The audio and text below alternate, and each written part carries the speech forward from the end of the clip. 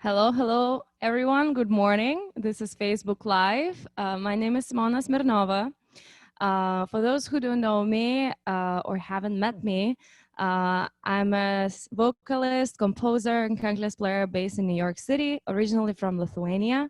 I've been living in the United States for the past 8 years, and I came to the US to study at Berklee College of Music, where I happened to meet a lot of wonderful people.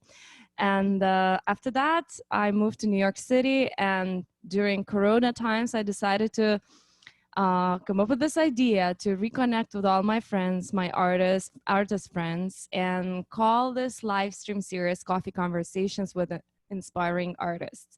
So I thought it would be nice to reconnect with my friends, but also make it public, because sometimes our conversations are so rich in many aspects. So I think that a lot of people can benefit from it, and a lot of people can get inspired from it. So this is something what we need in these days, especially in socially distant times when we cannot travel and see each other. We cannot rehearse and play most of the times together.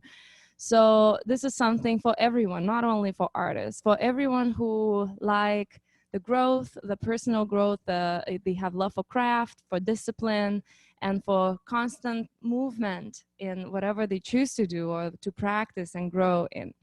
So today also I'm featuring artists from Songs for World Peace projects. This is a project which I'm also part of, representing Lithuania. But the project is this way wider than that. Songs for World Peace are representing over 70 artists from different parts of the world, composing songs in their native language for world peace. Because September is the month of peace, and September 24th it's the International Day of Peace. So celebrating that and featuring Songs for World Peace project, I inviting my friends who are also happen to be part of this wonderful project, Songs for World Peace. So if you guys haven't heard about this project, it's huge. It involves so many people around the world. So go and check it out. Songs for, as number 4, Songs for World Peace, on Instagram, Twitter, Facebook, or website. And Linnéa is my guest today. And Linnéa is also a really, really good friend of mine. I'm going to bring her in here. Hi, Linnéa. Hello. Linnéa is a very good friend of mine. We really spent quite a lot of time during studies at Berklee. Did a lot of projects together, sang together, and I'm so happy that we can reconnect this way after some time. But it feels like there's no time. And Linnéa also represents Sweden, and that's where she is currently at. She is in Stockholm, Sweden, and she's one of the artists for Songs for World Peace. So I thought this is wonderful. I get to talk to my friend, I get to talk about her craft and practice and musical projects, and I get to feature this wonderful project, which is dedicated for peace, what we definitely need these days in this world. So hi, Linnéa, and could you please briefly introduce yourself? Tell very briefly, what do you do, what do you play, and what are your career highlights, I guess? Like, what is the thing you're currently working on? Yeah. So my name is Linnéa Lundgren, and I'm currently in Sweden, Stockholm, Sweden. And I am mainly, I guess, a singer-songwriter. I sing, I play the piano, and also the clarinet. And I currently I'm actually doing a bunch of different stuff. That's generally what I do. Is like I can't stick to one thing really. I love the diversity of music, and so I work on a number of projects, but mainly now I'm focusing on recording an album, and been working on arranging and writing for that.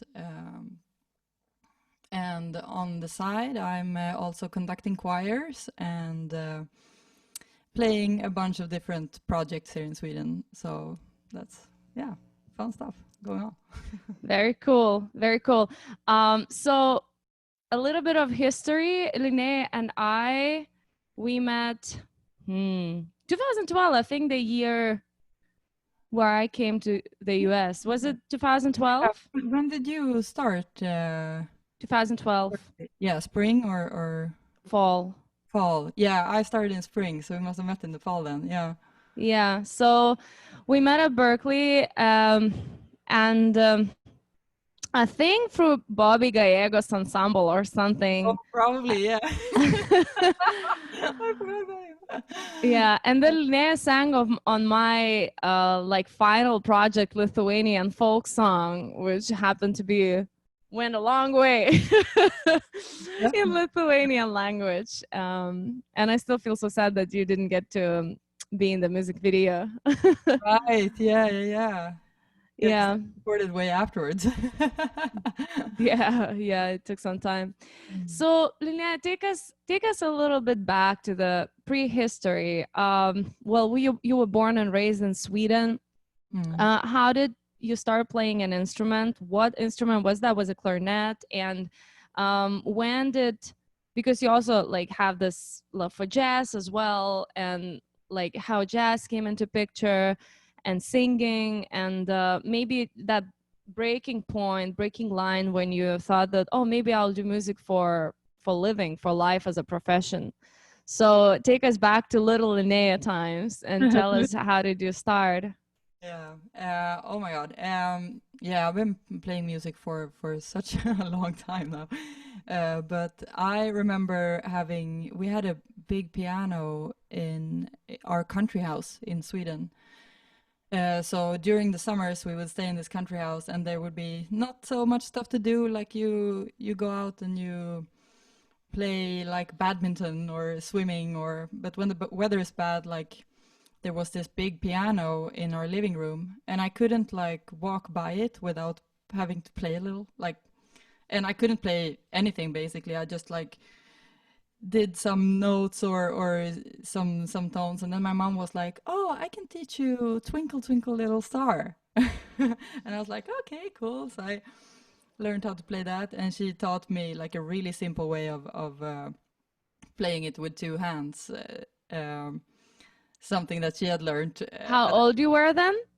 maybe 6 or yeah 5, somewhere around there, like very small. And after that I would start to, like, I always found it very interesting to listen to music and say like, oh, what is this, what does this sound like, oh, what's this melody, I like this melody, how can I replicate that on the piano. So I would go and I would hear a song on the radio or something, and then I would try to play it like just the melody on the piano until I got it right. And I would get tired, be like, oh, I don't do this. And then the next time I would come by this piano again, and I couldn't, like, I would have to do it again. So very scattered, like walking back and forth to this piano. But that was like the beginning of my interest in music. And then I started playing clarinet when I was 8. And I started singing in a classical choir. Like they have these music schools that you go to, so you sing in choir every day of the week basically, and you do concerts and you do so from I was 10 till I was 15, I went to a class of like this music school doing classical choir stuff.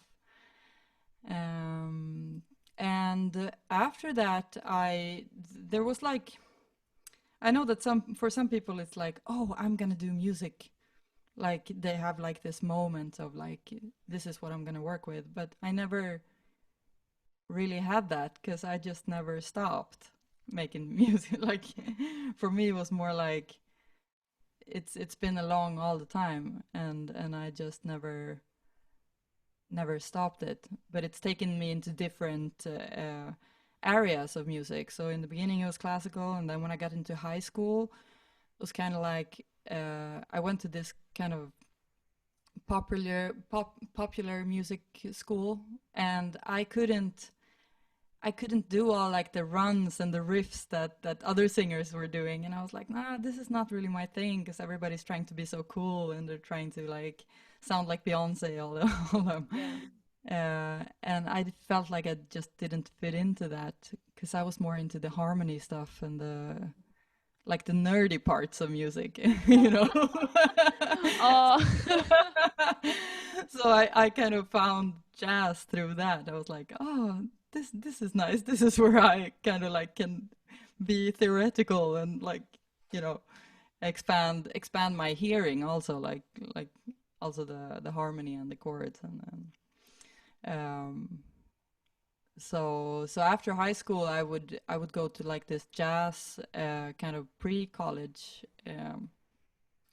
thing that I think it's also kind of a typical Swedish thing. They have pre-college other places too, but I've been trying to explain it to my international friends, and people are like, "Oh, what's that?" Because it's not university and it's not high school. Like it's somewhere in between, and a lot of music students do that, so they basically can get 1 or 2 years of like practicing before they apply for music college, for example. And over there, I met a man called Roy Okitani, who he's a jazz trumpet player, and he had an amazing way of like looking at music, like this free. He would be like, yeah, the thing with music is that it's bringing people together, and all that the purpose of music is to like find some sort of peace in this. Like we're all getting into peace talk, but like it has to be an open space where everything is acceptable and it's okay to do something, like make mistakes, or you know, like it's all music. You just need to bring the feeling into it and be very open about it and see what comes out. So, and he had been a teacher at Berklee, and he also went to Berklee as a kid. So that's how I came to know about Berklee for the first time. And I was like, I gotta see this place. It sounds very interesting. You know? That's really cool. I also feel like I can connect on that because like I love to sing and I always loved singing and it was a big part for me, but like that dedicated singers world seemed so, I don't know what word to put, but you know what I mean. Yeah. It was always like about voice and Yeah. just the voice. And I just felt so not interested into that. I was also more maybe not that, well, in theory a little bit more like the concept behind it, you know, what's the concept, what's the story, you know, more maybe like I've always been on the theatrical side more, you know, Right. like Yeah. what's the character, what's what emotion does it portray and what's it to tell.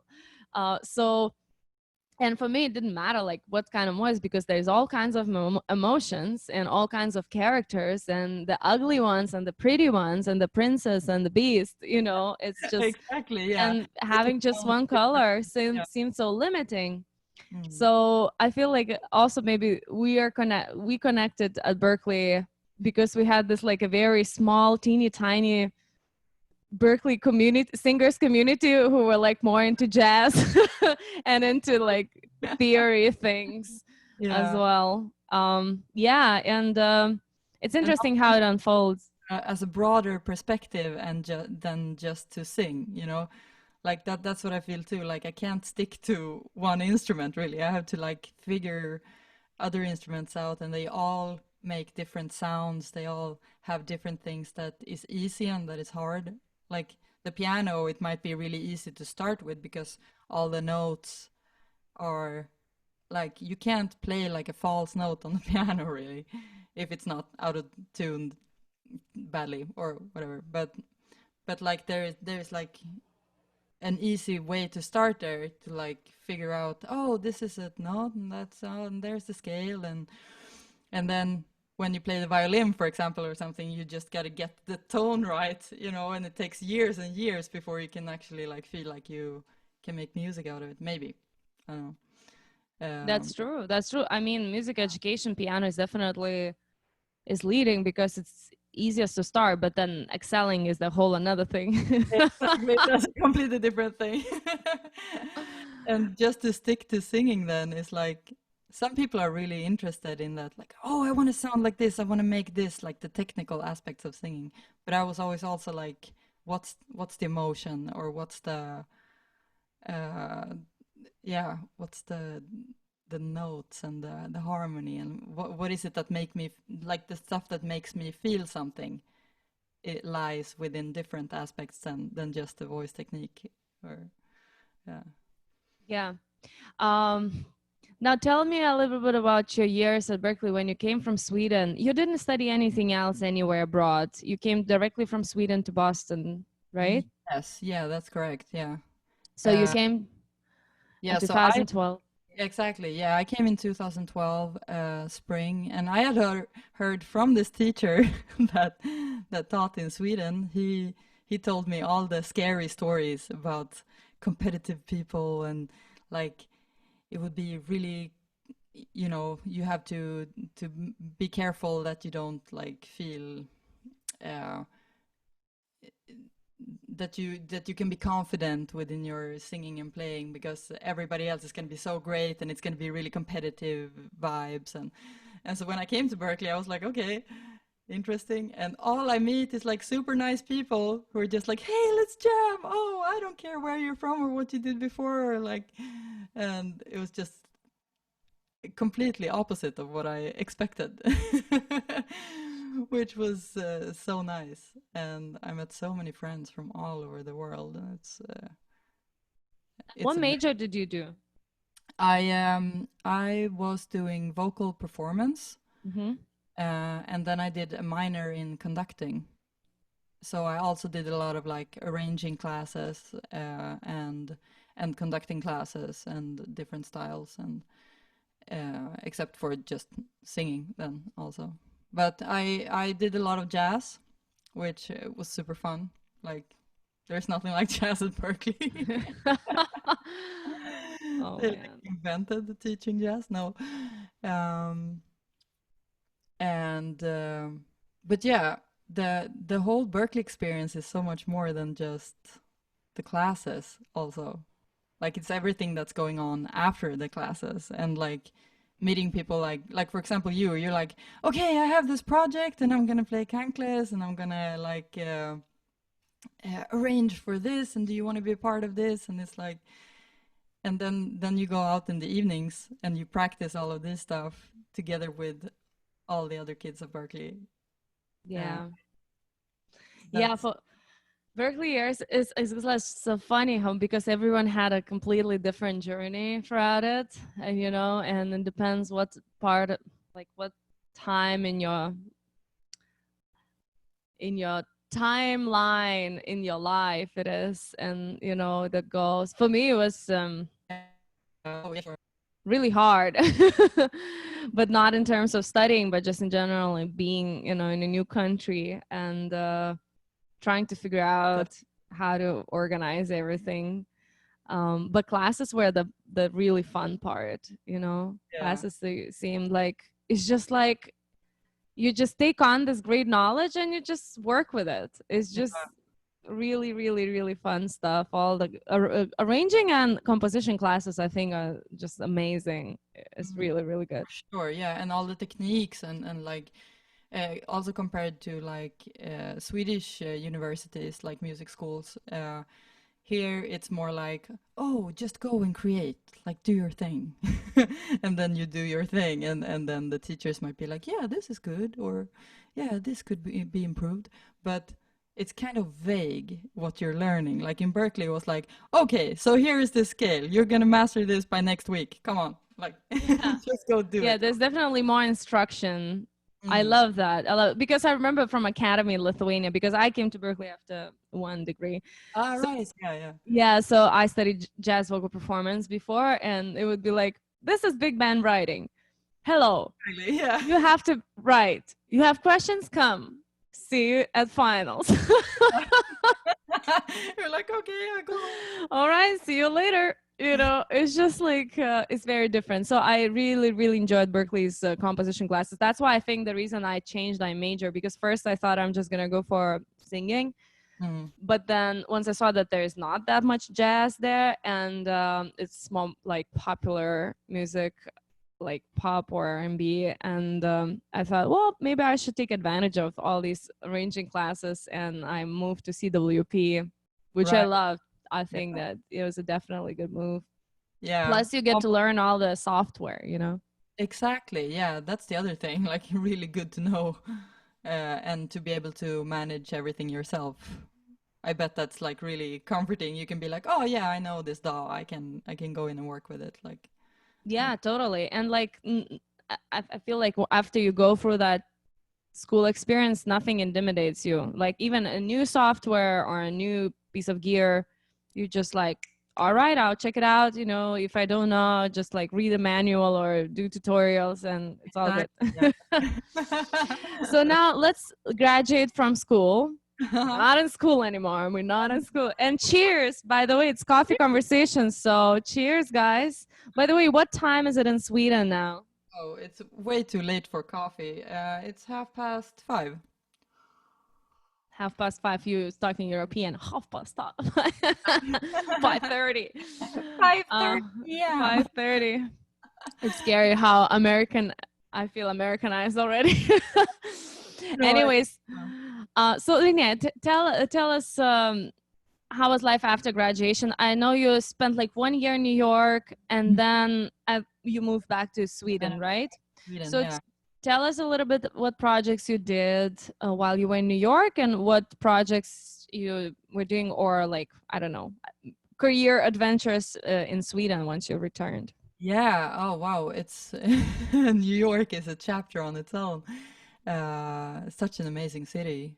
Um, when I came there, I had no money because I just graduated college, and I came there with my friend Lay, and we went there together and put all our stuff there. And I found this tiny, tiny little room in Prospect Park area in Brooklyn. Uh, I think it was like pretty much like this big, like it was like a wardrobe. It fits into Zoom.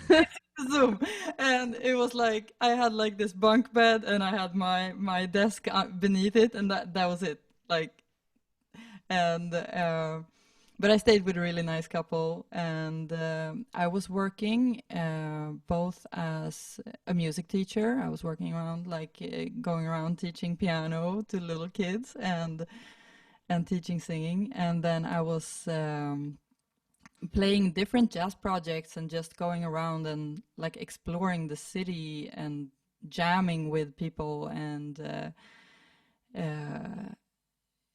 yeah, and you meet wow, yeah, everybody you meet are like great musicians and so nice people too, and it's really cool vibes, New York. But after that, I came back to Sweden, and in the beginning, my plans were to return to New York, but that changed after a while, and so after that, I started playing with kind of Swedish artists that went on tour. This pop band, Flora Cash, which actually they were touring America a lot before Corona now happened, and also this Swedish singer Julia Frey, who she does a thing of like translating music into Swedish and singing that, and she writes her own songs, and it's really cool. So I kind of got into the pop scene here, which was where I didn't expect myself to be. But it's also been like really great to see a whole different aspect of it. And I started writing for up and coming artists. So right now I'm at like a publishing company, writing for different artists and making pop music. It's great. Wow, that's really, really cool. Yeah, Congratulations. That's yeah, awesome. I didn't know that. yeah. And on the way there, like we also had this band Karmacloud for maybe 5 or 6 years. My good friend Daniel Ford from Ireland, and my other good friend Linnéa Lundgren from Denmark, and we had this great like intimate trio with acoustic folk pop music kind of that, and that kind of got me into the singer-songwriter thing. Like I just still from loving like all this like harmony stuff and coming from a choir background, we would sing always like 3-part harmony, and they would play guitar and I would sometimes play piano or clarinet, and we would all be singing, and that was the thing with it. Like it gets so, you can really get to an point of energy where it's just like sparkling. Yeah, I love the CD. I have your CD you gave me of Karmacloud, and I really, really loved it. Even like now when I was tagging you on stories and I looked up on Spotify and I tagged your music, it just like, oh, so Right. reminiscing. Yes. So would you show Karmacloud album cover for everyone who's watching? This CD is so crazy. Like it's so old, but like I looked at it and I'm like, oh my God, we recorded it in 2013. It's insane, you know? But since then, we've been doing like some singles, and it's all digital now. Like there's no point in, or I've been a lot feeling like there's no point in like doing it, pressing it into CDs, because nobody listens to CDs anymore, really. It's more of like having it in your hands is nice, but for singles, it doesn't make sense to do that. Yeah, for singles, it doesn't. I do think that it's still worth doing CD or vinyls or cassettes. It's just like a certain demographic who is interested in that. I feel like younger people might not even like, they don't have CD-ROMs or CD, CD players and stuff like that, and they don't understand it. Why would you want it? But I think the older generation still appreciates it, and like if they go to your concert, they still want to buy something, even like to have just as a collection. Maybe they, after they buy, they're just gonna go on Spotify and listen on Spotify, but but just to have it. But that's what I actually used to do before, when I still was in like high school and stuff, and pre-college. I would go and I would buy CDs of the bands that I was checking out. Like even though there weren't big bands or very famous bands, like I would always like go and I would buy a CD, because I would like, and then I wouldn't listen to the actual CD. I would listen to the Spotify or the but still just like having that, and also knowing that you support a band, it's very nice. But I'm very fond of vinyl these days. Like I have a vinyl player, and I have a bunch of old vinyls and new vinyls. So that's something coming back. It's really nice. But yeah. So you mentioned earlier that you're working on a new record, something new. So could you tell about your current project and where people can kind of follow the development of it, or at least like when it's out, they can see it? And what kind of music is that? What kind of instrumentation, genre, if you can put it into genre? For sure. Since I made 2 songs together with a Japanese producer named Yaffle, and from there on, now actually my name is on Spotify, which is nice. So now you can go under Linnéa Lundgren to see like the music I've released with him, and that's where the next stuff is gonna end up too. But I'm making an album with songs that I've written during, some songs are old and some are newer, and some are really brand new, but I've arranged for like a band setting. So it's me on piano and voice, and then I have a bass player, a drummer, and the guitar player, which is like the band.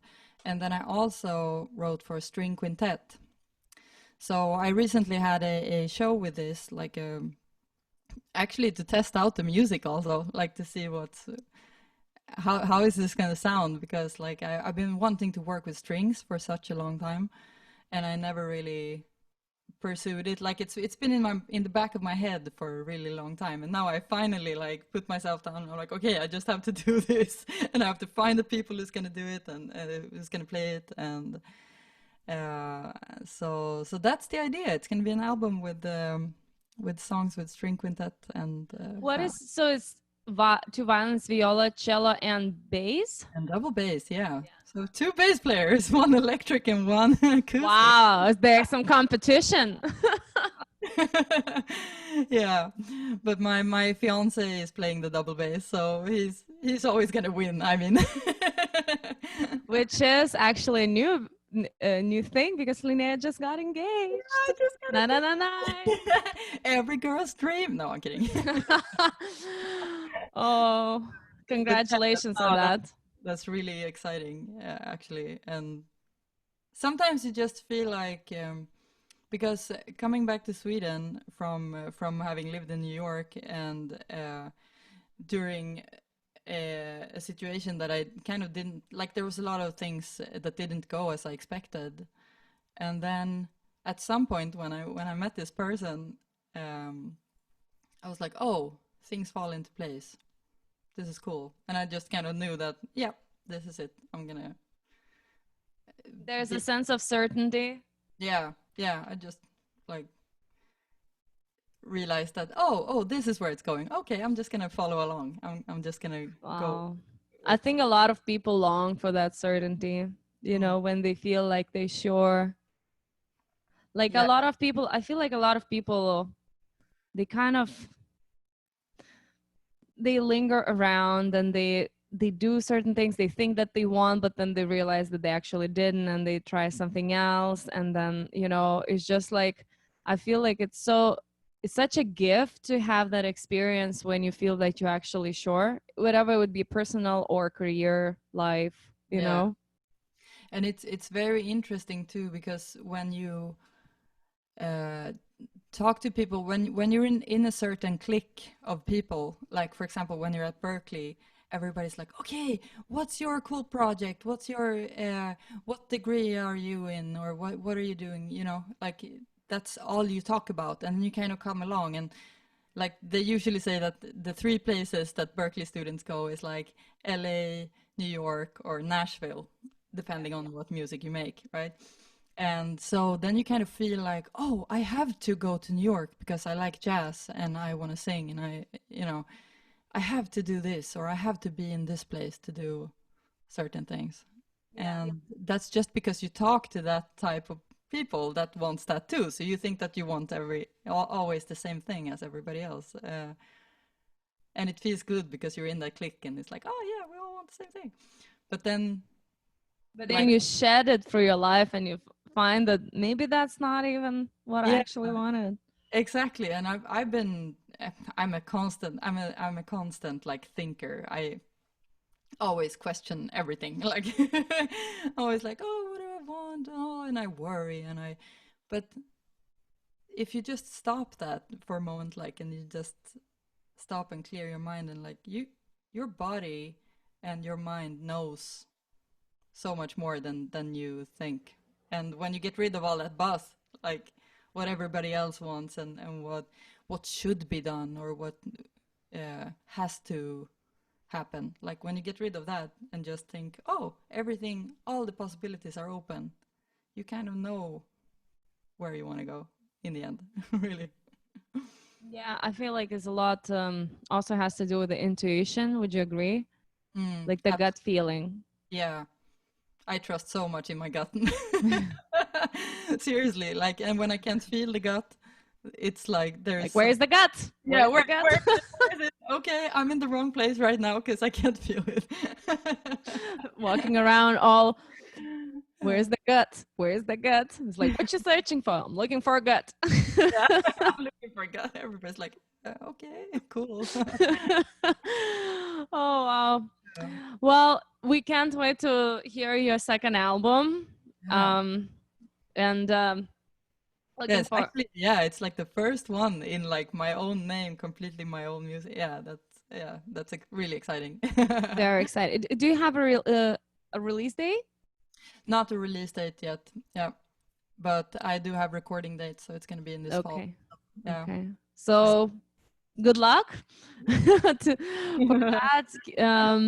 And now, since we're gonna move a little bit to the topic of peace, you already brought it up a little bit, as your former professor said that music can be a tool to reach the peace, and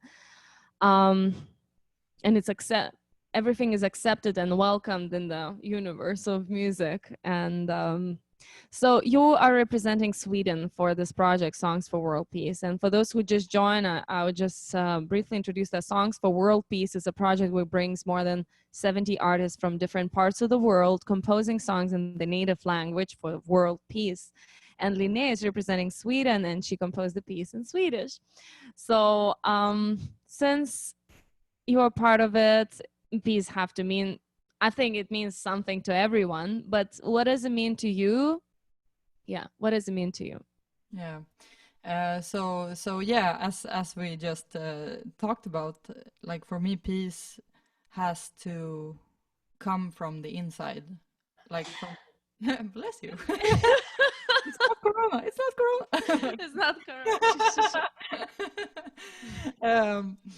But yeah, peace has to kind of come from the inside to be shared with the world, and to be able to like be the best for everybody. Like the best thing that's going to happen for everybody happens when people like kind of find the peace within themselves, and so that they can use their gut feeling to like drag them in the right direction. And I think that like achieving world peace, like that would be a totally amazing thing if that could happen. Like if people could just, because there's so much things that are on the surface, if you see what I mean. Like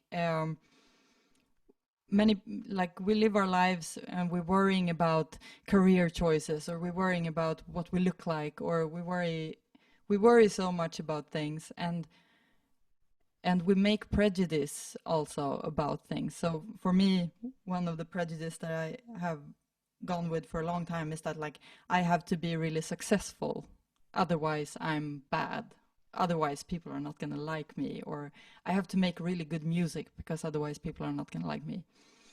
And that's just not true, because it's like on the surface it's a worldly matter. And it's not really relevant. It's a worldly matter. Yeah, I like that. yeah. It's a worldly matter. And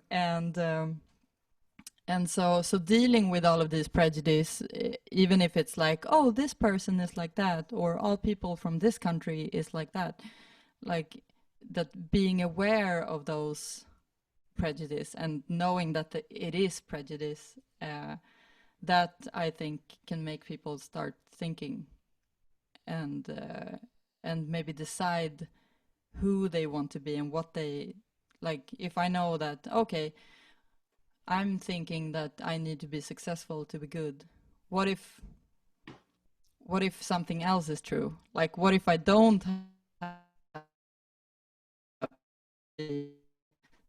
in my music to be liked, or to be, and like trying to see if the opposite is true, I think can help people to get thinking with their prejudice.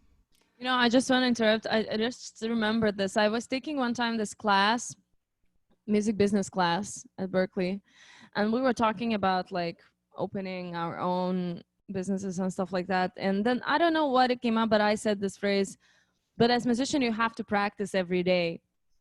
And the teacher said, have you ever challenged that thought? You know, and then this phrase always comes to after that. It's just like he probably didn't even think that what he said that really made a mark. But then I thought everything what we really were taught throughout the life, you know, this is that, it's just like with mother's milk, it kind of comes. But then if you go and you say, have you ever challenged that thought?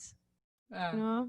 And then you kind of start thinking. It's like, what's correct? Wait a minute, is everything I thought wrong? Or like, you know, and I think it's good to be a little bit like not hard on yourself, but like, you know, I think it's good to challenge yourself into like, okay, but what if something else is true as well? So I read this this guy Keith Johnstone, who wrote a book on improvisational theater. And he said that when he was 8 years old, he realized that everything that the grown-ups said was wrong. Like, I like that that. they would say like, yeah, it was like untrue. Like all the things that they said, they would be like, oh yeah, don't touch that because you can't or you shouldn't. And he would always like see if the opposite was also true. So like maybe I can touch that hot stove, but I will hurt my fingers. Okay, now I get that, you know. But it wasn't that he couldn't or shouldn't, or you know, he could Yeah. he could also make the opposite true. I also think of like adults and parents, like, you know, to all respect to my mom, but you know, no one teaches people to be parents, so you kind of learn on your own. And a lot of parents didn't have the easiest time. So, you know, I'm just thinking about the things I was taught or told, and how long it took for me to kind of untangle that and realize that it's all not true. Exactly. You It's like know. your parents are just people too, you know, they're just other human beings. Like one of my best friends just had a baby, and I'm like, wait, but he's my best friend, and now he's a dad, right? And that kid is gonna feel like, oh, he's a dad, he knows everything. He's like, but he's also just another person. Yeah. With opinions and with thoughts and with worries and all of that. And if we know that, if we all are just people, like, world peace seems kind of manageable, right? If we know that, okay, my neighbor that I live next door to is a different person from me, and maybe I hate my neighbor, but it's just another person also trying to get through life, and with worries and with love and with feelings and thoughts. So Yeah. Now, for the final, I know that Linnea will sing something for us and play, but before that, just maybe, what do you think? Well, I'm going to speak about artists because this is kind of the theme for artists, but what do you think musicians and artists can do on the daily practical level to advocate for world peace? wow, great question. I think that what as artists, like what we do is that we see the world and we transform it into different things. So, for example, if you write books, you might see something on the subway and you might be like, oh, I'm gonna put this into a book. That's understandable. Or like for me, for example, I'll put it into a lyric or into music, and when somebody hears that music, they might be like, that's my hope, at least, that people might be getting insights from that, and that they might not be able to understand the initial situation, but if you hear it in a different form, like in a song, you hopefully you could get that same insight. And it's like it's sort of our mission or our job to see those things and to like transform it into art. Yeah, beautiful. So, Linnea, will you sing something for us? Absolutely, I will sing something. So this song is hopefully gonna be on the album, and it's about soul searching, I guess. If life is something one controls, then I must be a seeker, looking for the sweeter. If there's a formula to hold, then let me be the keeper. I wanna be the keeper.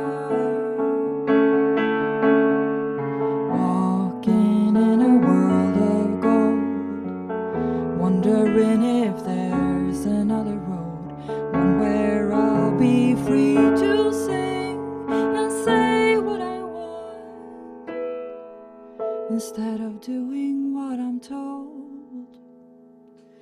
You all seem so satisfied,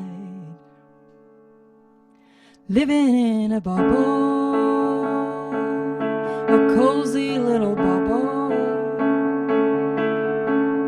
I envy you who live your lives without a single trouble, no regret or trouble on your mind.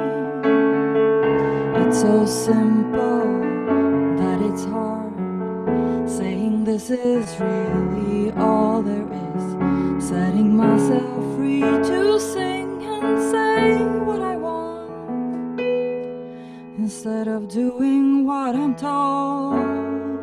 Oh, oh.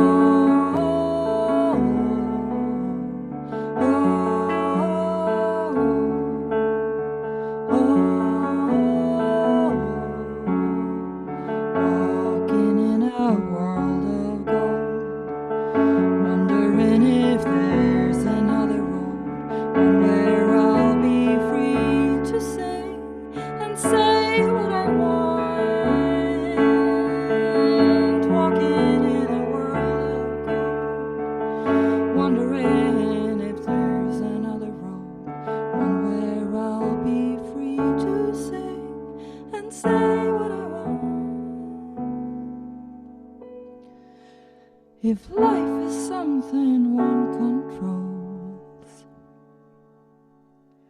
then I must be a seeker.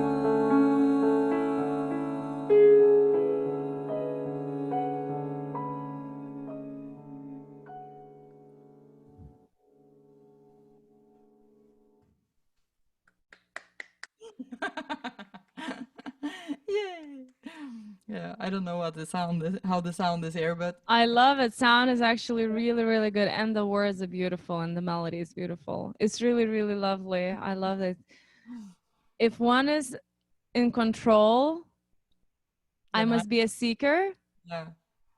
Is that how it goes? Yeah, if life is something one controls, then I must if life is someone one controls, I must be a seeker. Well, you are a seeker. And I also so beautiful. the fact that like you all seem so satisfied living in a bubble, a cozy little bubble. It's like everybody struggles, right? But sometimes you just feel like, oh, it looks so great. Everybody has like these great Instagram photos, and it just you know, of course they do. Everybody's so successful, and I'm just here, and I'm a seeker, and I don't know what to do. You know, it's but everybody's there, and everybody has those thoughts. I think also. Yeah, definitely that vulnerable part in us, you know, where we don't open or. Wow, it's beautiful. I love the song. Thank you, Linnéa. And you know, as I'm listening to you, it's just kind of this goes back to me how much I miss you. You know, it was so nice to have you throughout Berklee years, and so sad to not have you here in the US. I wish you would be here in New York. You know, I'm just being greedy friend. Exactly. I'll have to come back for some time, of course. And I have to come back to Europe and come visit you at some point. Yeah. Once traveling is. Yeah. Thank you so much for joining. Thank you for joining my coffee conversations. And guys, next week we're gonna have like 4 people at once, because this Songs for World Peace project is co-founded by Yoshi, Natalia, and Utako. And Utako is in London, Yoshi is in Los Angeles. I'm not sure where Natalia is. Originally from Russia, but probably somewhere in Europe now. And we're going to meet all 4 of us. And we're going to talk about their project, Songs for World Peace. They're going to share a little bit about their personal experience and how they came up with this idea of bringing 70 people into project. I don't want to think about managing it. Oh my God. So let's join next week, September. What is it? September. Oh my goodness, I forgot. September 19th, 12:30 p.m. New York time. I'll be talking to 3 musicians who co-founded and leading this project, Songs for World Peace, because the September 21st is the International Day of Peace. And Linnéa was one of the artists from the project, and I'm also one of the artists representing Lithuania. Linnéa, thank you so much for joining us today. And this video will be on YouTube like soon in half an hour or so. And could you just for the end tell us where people can find you if they want to follow your artistic journey?